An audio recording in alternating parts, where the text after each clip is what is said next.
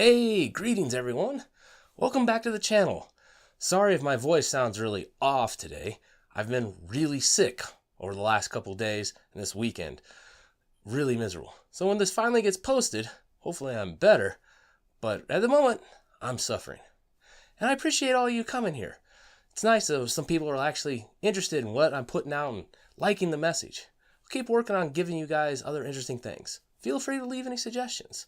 Also, if you could leave a like, put in a comment, really helps out the channel. Trying to grow here so we can get somewhere. Right now, hardly any of us see this message. I really want to reach a lot more people. Get things out. But for today, I want to talk about India and Pakistan. All the stuff we see going on in the news, tensions escalating and all that. So if India and Pakistan, they decide to go at it and full-blown nuclear war happens between their two countries, they just obliterate each other. Just poof, fallout wasteland in India and Pakistan. How is that going to affect us here? Now, some channels have talked about, the radiation traveling the globe, the fallout and stuff like that reaching here, contamination of the food supply in possible ways, stuff around by China getting there, coming to the U.S. A lot of people have talked about that. But I want to bring up a point I don't think many people have thought of yet, and that is IT systems, information technology, logistics systems and all that. The brilliance of all of our greedy corporate bastards out there have decided that to save money, pay Indians like maybe $5 an hour and then bill the companies they're providing the services for, $180 an hour, that we're going to put tons of support, call centers, software developers, and all this stuff over in India. Yeah, so if Pakistan and India destroy everything, who knows? UPS may have a major catastrophe because the people maintaining their database system out of India aren't working. Now, I can't guarantee UPS is doing that, having people out of India, but it wouldn't surprise me. Tons of people out there are going to call up tech support for their home computer or whatever, and they're going to get nothing. Just nothing.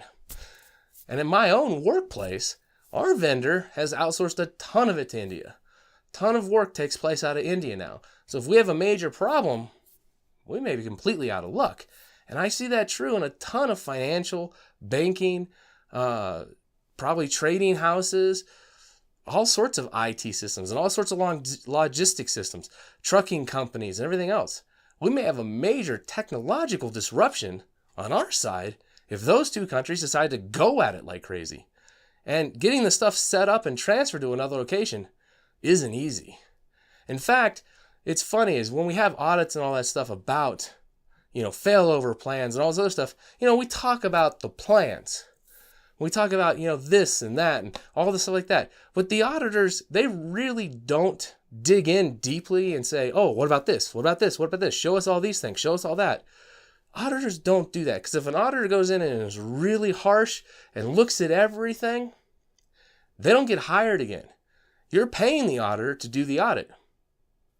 You kind of see the, conflict of interest here. It's required to get an audit. It's independent, but you're writing them the check.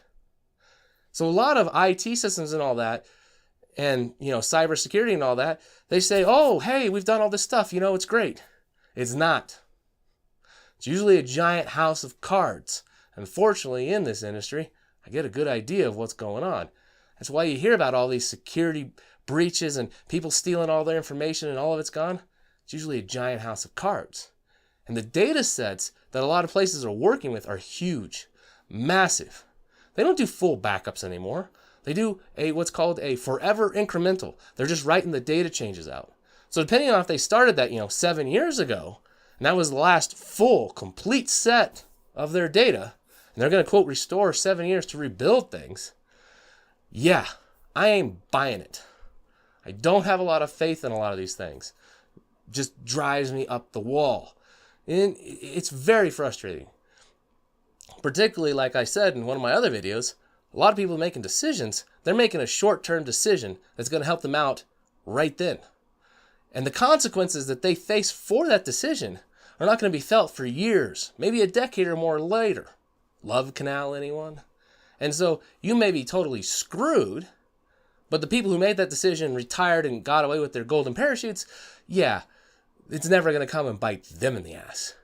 Very few places have we actually seen get absolutely hauled over the coals, and we've seen people thrown in prison. I mean, Enron only had a couple people thrown in prison. Arthur Andersen, they just collapsed because they were so bad on the debt bubble and the auditing of all the banks and everything else going on in there. But like I said, conflict of interest, they were being paid to do the audit. Real tough auditors, well, you don't hire them. The really tough auditors like that are, special agents or, police investigators that are there looking for a crime. Then they're going to ask some tough questions. But otherwise, not really. It's just how it goes.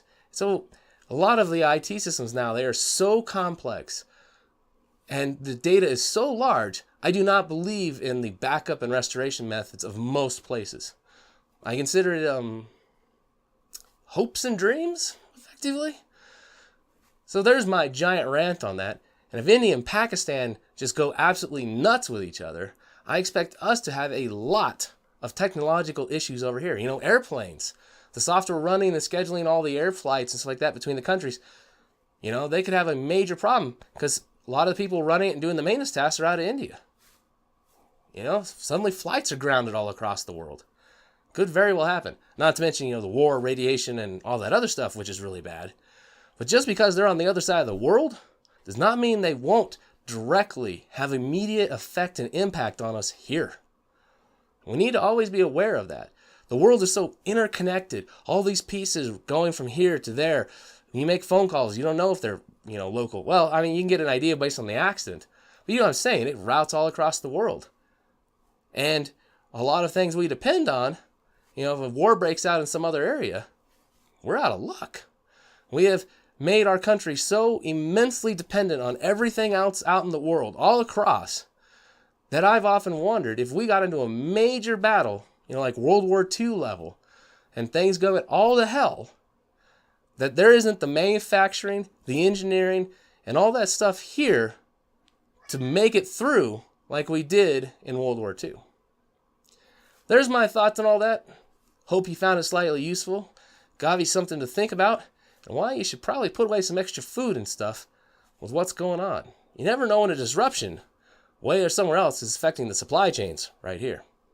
Have a good night, everyone. This is Reed, out for now.